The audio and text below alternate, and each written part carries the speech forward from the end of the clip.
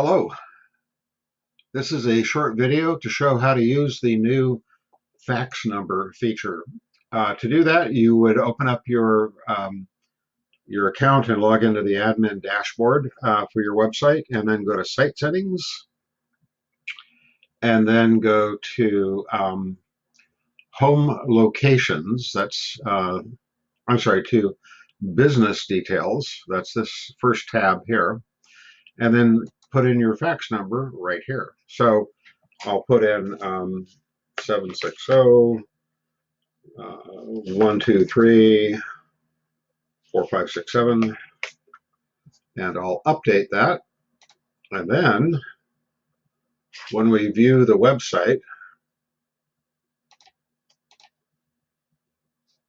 it will now appear on the Contact Us page. So it'll show the main number and also the fax number that we just added.